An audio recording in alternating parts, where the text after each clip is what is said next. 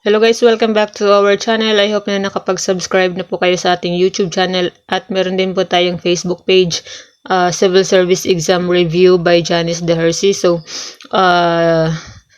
please don't forget to follow in our Facebook page and subscribe to our YouTube channel para po laging updated sa ating mga bagong information regarding Civil Service Exam and Civil Service Commission information. So, meron nga po palang online career fair ngayong September 18 to 22. So, ibig sabihin, online career fair, ibig sabihin, pwede kayong mag-apply online. So, saan po pwede? Sa JobStreet website po. Ito po ay yung JobStreet po para po dun sa mga hindi pa po nakakaalam.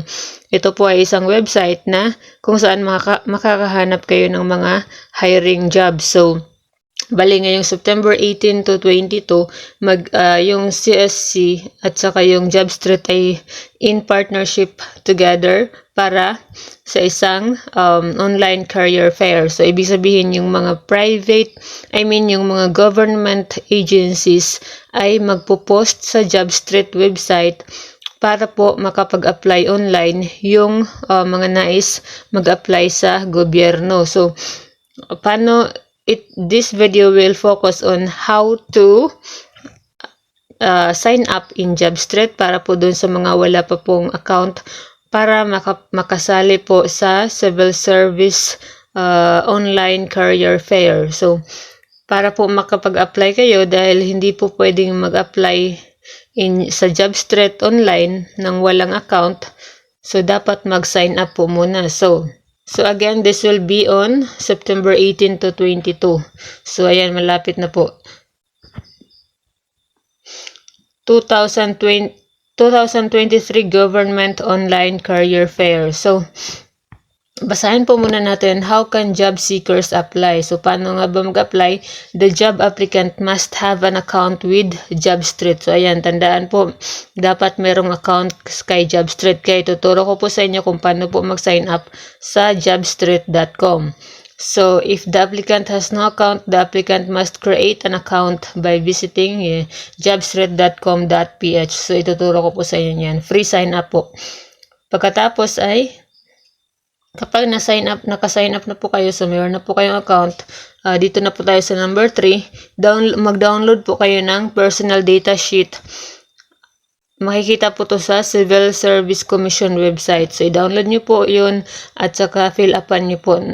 Excel format po to. So, bali ito po yung application form para po na ipapasa nyo po sa yung government agency na nag-hire. So, isa po yan sa kanilang requirements, itong personal data sheet. So, fill upan nyo yan.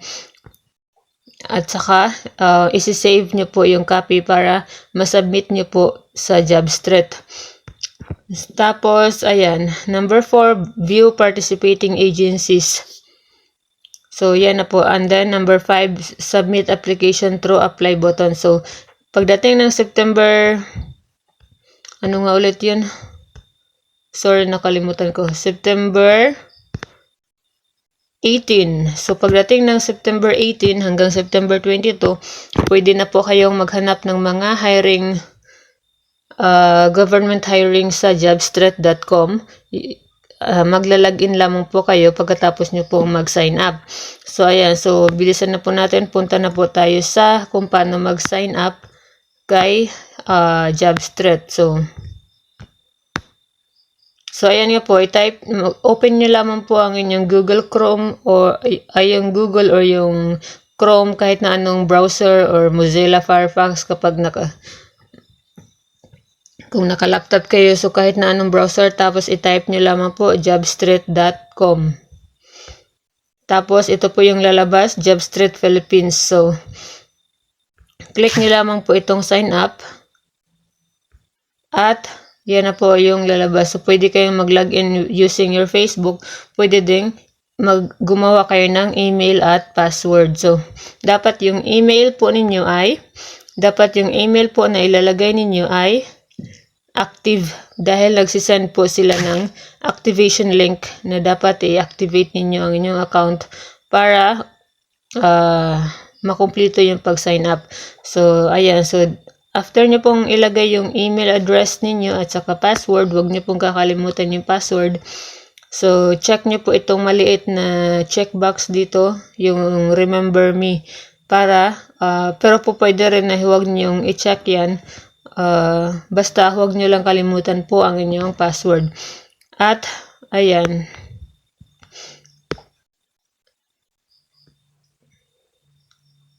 So, ayan na po. Kapag tapos na po, so take note, the password must be at least 8 characters. So, dapat, yung minimum ay dapat ay 8 characters. So, dapat merong numbers at merong upper and lower case na letter. So, ano yung upper and lower case? Yung maliit at yung capital letter dapat meron. So, ayan. Click nyo na po itong sign up kapag katapos at so, i-check nyo po muna yung reCAPTCHA. Tapos, click nyo na po yung sign up. So, ito na po yung lalabas. Meron na po, let your profile work for you. So, take note, hindi pa po kompleto yung pag-sign up ninyo dahil kailangan nyo pa pong i-fill up itong profile ninyo sa JobStreet. So, fill up nyo po yan lahat. Yung mga required details, currently residing in, add specialization. So, yung specialization, i-click nyo lamang po yan. Automatic lalabas na po yung mga pagpipilian. Add work location. So, i-click nyo lamang po yan. Tapos, itong monthly salary expectation, i-fill up nyo rin po dapat. So, ayan, ito po yung example ng specialization. So, basta i-click nyo lamang po yan at makakapili na po kayo kung saan po kayo na-belong. So, dito naman po sa add work location. So, kung saan nyo po gustong mag-apply, kung pwede kayong anywhere in the Philippines, so pwede nyo po yung i-click. So, kung gusto nyo na sa Visayas lang po kayo dapat so, yan lang po. Para yung makikita nyo po sa JobStreet, yun po yung kung ano po yung fill up nyo po dyan. Meron pang step 2. Tingnan nyo po, meron 3 step. So, yung step 1, kapag nakumpleto na yung profile, tapos yung step 2, i-fill up nyo po ito mga institute or university kung saan kayo nakapagtapos. Ayan, i-fill up nyo po yan. Tapos number 3,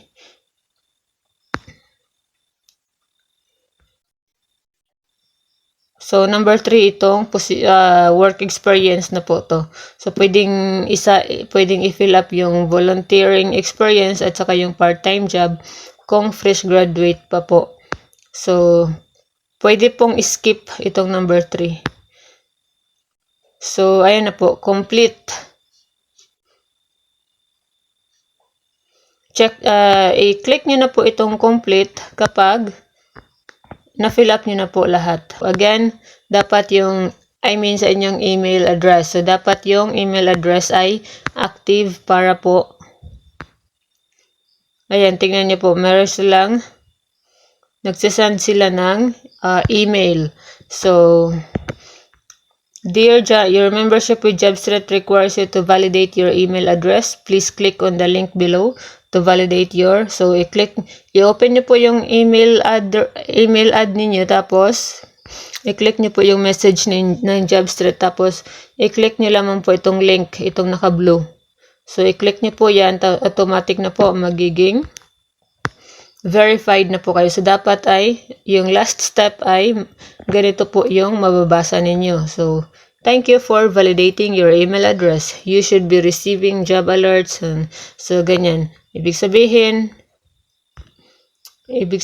ay meron na kayong account sa JobStreet. So, mag-login ulit sa September.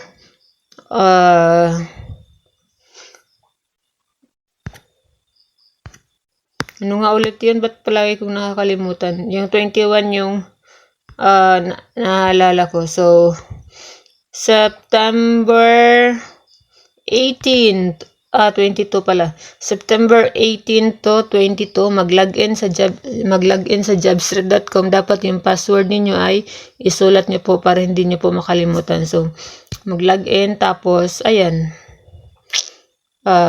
mag-search na po kayo ng mga government hiring. So, good luck po, and huwag kalimutang i-download yung personal data sheet na makikita sa Civil Service Commission at i-fill up habang hindi pa po, habang malayo pa yung September 18. So, good luck everyone.